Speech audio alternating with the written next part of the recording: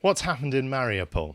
1,026 Ukrainian soldiers surrendered in Mariupol yesterday, on April the 12th, including 162 officers and 47 female soldiers. Now, these numbers are according to pro-Russian sources, so take it with a pinch of salt. But with the footage coming out of both pro-Russian and pro-Ukrainian sources, I think we can safely say that there's been a significant surrender yesterday. And the news of that has just been permitted to be released today by the various information ministries or propaganda agencies on both sides. This is believed to be the bulk of remaining defenders in Mariupol. Whether that proves true or not, we'll find out in due course. Most of the surrenderees are from the Ukrainian Naval Infantry's 36th Brigade, but other units are also present, such as some from Azov, we believe, and also KORD, which is the Ukrainian Police Special Forces. Now, before anyone says, oh, why are they surrendering or anything like that, oh, they should fight on, they've been fighting constantly for 48 days, which is more than most of our viewers have, I expect. And even our viewers with military experience, 48 days non-stop against what is a materially superior enemy locally with their artillery and air power and so on. It's an awfully long time. Yeah, no, I think regardless of your opinion on the Ukraine conflict, I think we can accept that it is a heroic defence that they've put up there. Without question. And they have surrendered after they claimed running low on ammunition, and food and water is also believed to be critically low among the defenders. When you run out of those things, it's pretty much over, isn't it? Exactly. So we have this from Euromaidan Press here.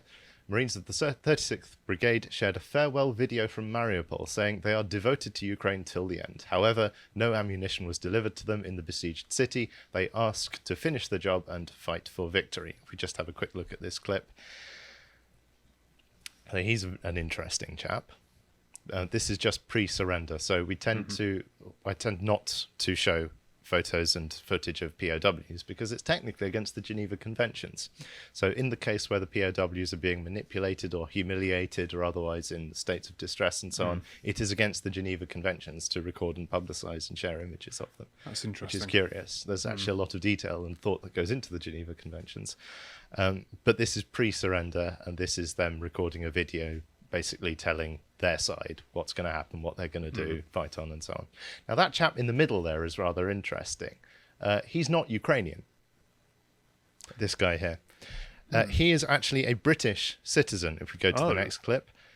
This is Cossack Gundi, and this is another photo of him from earlier in the conflict. This is Aiden Aslin going under the handle on Twitter, Cossack Gundi, who's been posting a lot over the past few months. 48 days have passed. We tried everything possible to protect Mariupol, but have no choice but to surrender to Russian troops. We don't have food or ammunition left. And again, this is from Euromaidan Press, who are a pro-Ukrainian source. If they're reporting this, we can pretty much assume that it's going to be true, since they wouldn't report that one of their guys is surrendering if they hadn't surrendered. No, that wouldn't make sense. And there's ample footage showing that this is true as well. Then the BBC have also run with this story. Next clip.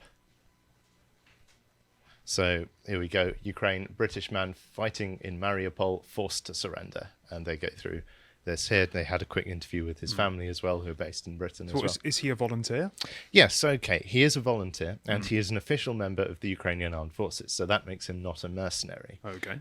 He previously volunteered to fight in Syria for the Peshmerga, I believe, the Kurdish troops. And he's 28 years old, former care worker from Nottingham, who just decided to, go out for a bit more excitement and adventure in his life, clearly. True freedom fighter. You could say, yeah. And he's been part of the Ukrainian army since 2018. There's recorded footage of him swearing the oath of allegiance and everything. So as far as I can tell, according to the laws of war, he is a legitimate combatant. Now, there's a lot of info wars that are happening around here as well, because the Russians have been claiming for a long time that the defense in Mariupol is being orchestrated by foreign officers, like NATO officers. Someone claimed a 3-star US general and so on and so forth. And these are pretty wild claims. If they were true, that would change the picture of what's happening in the war politically quite significantly. But as far as I can tell, there's been no verification of these claims beyond this happened and this happened, so it looks like if you think this. So we can't verify that just yet. But there is tons of info wars happening with the footage coming out of Ukraine here. So we have lots of videos and photos that are posted by pro accounts on both sides, pro-Russian, pro-Ukrainian. Some of them are obviously and hilariously staged. It's almost like the worst actors in the Slavic world conspired to make them, But others, it's very difficult to tell if they're staged at a glance. And some of the recent footage, and this is not the whole Ukrainian war, this is just out of Mariupol over the last few hours, it claims to show the following. Loads of Marines surrendering, which seems legit. Separatists looking after or evacuating civilians. There are lots of videos of that on the Russian side. But then again, it's not beyond the realms of possibility that you've got a busload of paid actors. Quite. Yes. So civilians complaining about Azov neo-Nazi atrocities. Fighting aged men with Nazi tattoos attempting to escape the city in civilian clothes and being told to take off their shirts and jumpers. And then, they've got like a swastika and a wolf's angle and you name it, covered in it. A young woman sniper dressed in civilian clothes surrendering to Russian forces and complaining that the cameras were switched on. Looking very stylish in a handbag and so on. We're not showing all of these, by the way, because we have no idea whether they're true or not. So it would not be fair to propagate what is, in the most cases, almost certainly propaganda. Interviews with captured soldiers with topics including, for example, were you attacked with chemical weapons? To which everyone sort of goes, no. But then again, interviews with captured soldiers on both sides of course, pretty unreliable. I have to say from the off, I mean, some of these things that you've listed, but you could say could be cited as BBC propaganda from 2014, particularly the exposure of the neo-Nazi atrocities that you mentioned, and the men of fighting age with Nazi tattoos, which of course has been seen to be objectively true.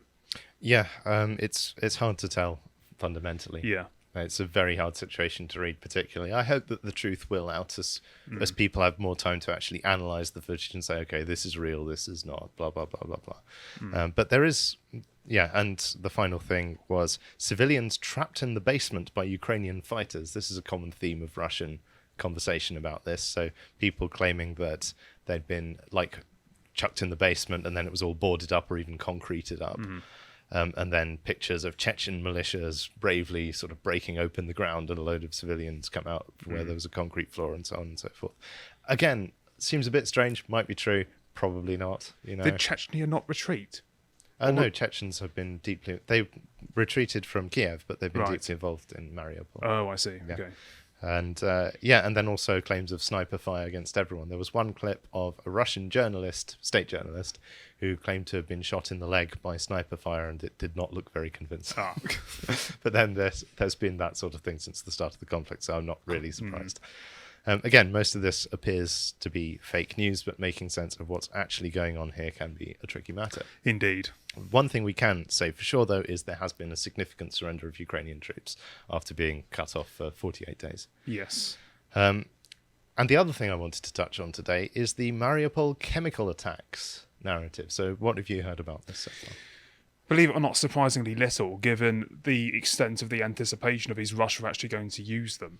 So I would have expected, had it actually happened, we would be discussing, or at least the rhetoric would have amplified somewhat. Well, certainly a lot of mainstream and Western sources have been talking about chemical weapons. I think the Pentagon has released statements about chemical weapons and so on. I don't believe they've got to the point just yet of saying definitively Russia used them, and they at least had the responsibility on the day that it happened, which was reported yesterday, that they were waiting for further evidence and further information. So this is the story as far as I can ascertain, so let's go into it. A separatist general, in an interview with RIA Novosti, which is Russian state media, said, "We need to send in the chemical troops rather than storm the heavily fortified Azovstal complex." Now, Azovstal is a steel plant. It's a massive steel plant. It produces about 6 million tons of steel a year, or it did in 2005, which is one of the last times we have footage have information of its production output. And so you've just got a large sort of post-Soviet style complex, which is going to be very difficult to take, as well as the fact that it's been occupied by troops for so long that it's going to be full of traps and entrenchments, fortifications, and so on. So that's going to be a hard nut to crack. So this general is coming and saying, we need to send in the chemical troops. And then on the same day, almost at the same time, it seems, a small UAV, so drone, comes and drops a substance on 3 Azov fighters who reported symptoms consistent with a chemical or biological attack and are reported to be in mild condition. Okay. So the world then claims that this is evidence of a Russian chemical attack, of course. I mean, who else would be using chemical agents against Azov fighters? And then you might say, well, Russia has, 40,000 tons of chemical weapons? I mean, there are people on one side of the internet who would claim this is a false flag from the US's part, but I would obviously never. I don't think that's plausible. Well, this is what the Russians are claiming.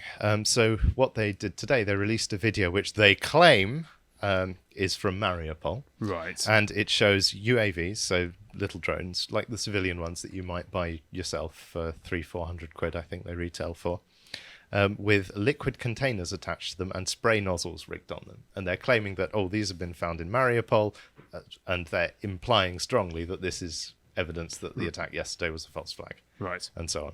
So what's the truth of these claims? I think it's unlikely, personally, that Russia would have used chemical weapons in this circumstance. Yes. And I think if they had used them, why would they use them in such small grounds? And again, there are Westerners, commentators saying, they're doing it because they're trying to just sort of touch the red lines and push the red lines and so on. What do they actually gain from doing that? It's hard to imagine. If the chemical weapons aren't giving them a genuine battlefield advantage, and we can't see chemical weapons being used in a way that is at all impactful to the conflict, then it's hard to. I can't think of a logical reason why you'd resort to it when there's so little to gain from doing so. Absolutely. So to me personally, I feel that the narrative that this is a false flag attack by the defenders to desperately try and get some help as they're surrounded and enemies are encroaching on all sides, to me that actually does seem plausible. Now, I don't know the truth of this. I suspect that the UAVs captured are not from Mariupol. I imagine they're in some sunny back garden of a film studio in Russia or something like that. I don't know. Who knows? But but it's worth considering that as well. So this is what Mariupol looks like now. If we play this, there we go. Look at that. Good Lord. And let's just go through the photos. So this is a guy wheeling his bicycle down a destroyed street. Looks, pretty bleak. And that's awful, isn't it? Yeah, just stacks and stacks of burnt out apartment blocks, smoke rising from the sky. A building that's just been completely caved in by bombardment. The next one. Yeah, it's just a bit of a wilderness there. This is what a real war in a real city looks like. I mean, it does look like a scene from Fallout. Now, I haven't got the pictures up here, but I do have to remind viewers that not the whole of the city looks like this. There are areas which are a bit more green and pleasant, and Russian media does tend to show these a bit more. But then here's some clips of some firing in Mariupol, if we blow that up so we can have a watch. Yeah. Just the tanks strolling through an abandoned city. It's just the definition of bleak.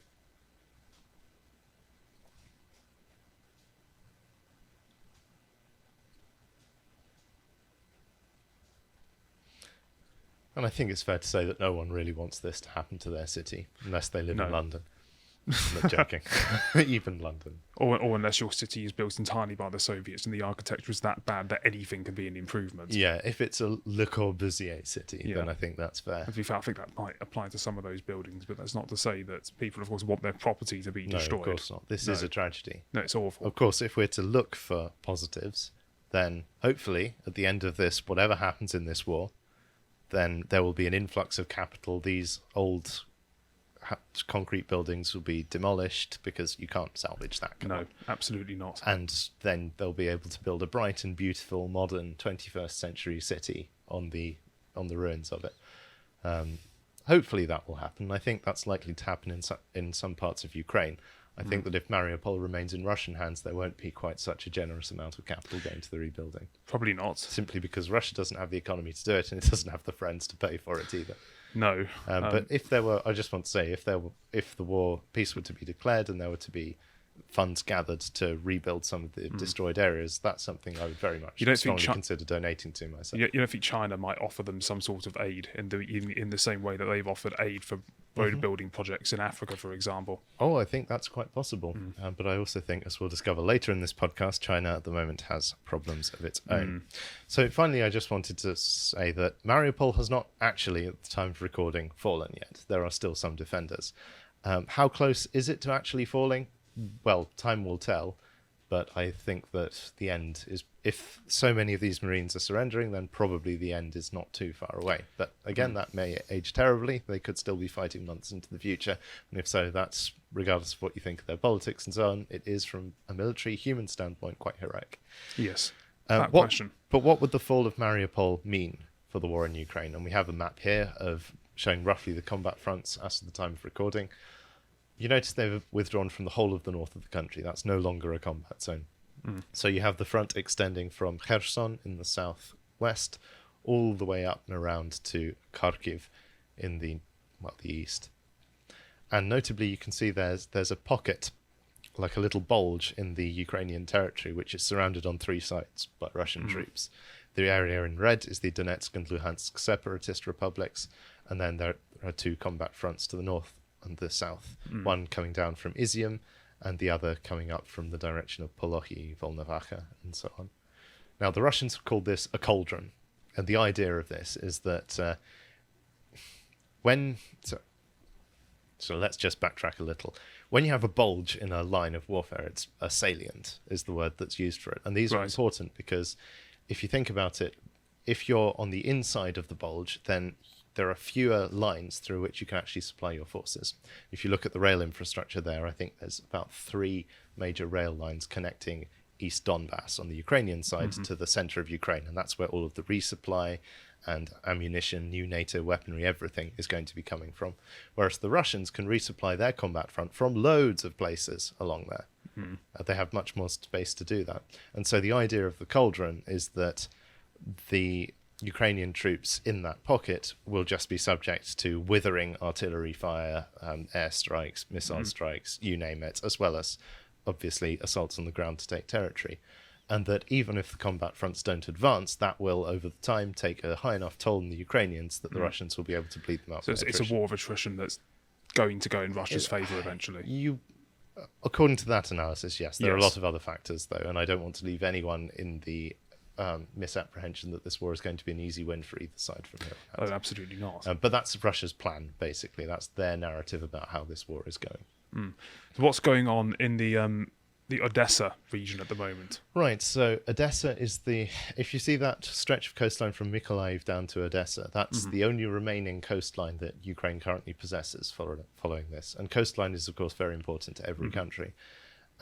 Odessa has been shelled by Russian warships fairly continuously throughout. And is still being shelled now? Yes, but not over the past few days, as far as I'm aware. Right. But it's the Black Sea Fleet, I believe, that's taking part in that shelling. And generally speaking, Russia's efforts seem to be concentrated on Mykolaiv, which is the headquarters of the Ukrainian Marines and another important port city. There are rumours, though, that, and there have been for a long time, that Transnistria, which is that tiny red line there, will get involved in the war on Russia's side. And so Ukraine has strengthened its border security there. But whether they will or not, they currently remain neutral. Okay. Yeah, it wouldn't have made sense to me for the assault on Odessa to continue, given that they seem to have completely given up on the idea of a full-blown occupation of the country. I wouldn't say they've assaulted Odessa. They've just bombarded it like they have with virtually every major population centre in Ukraine. It's an assault on some scale, though, isn't it? Of course, yeah. But I would generally save the term assault for a genuine land attack. Fair enough. Intended to actually take territory, which we have seen along this combat front. Yeah, that is the proper use. So that's the state of conflict in Ukraine at the moment. Thank you for watching, and if you appreciated that segment from the podcast The Lotus Eaters, you can find more content and support us over at lotuseaters.com. For instance, you can find the latest episode of Epochs, episode 49, about the continued Peninsular War, which is done between Bo and Carl. If you'd like to follow us further, you can find us on Getter at lotuseaters_com. Thank you and goodbye.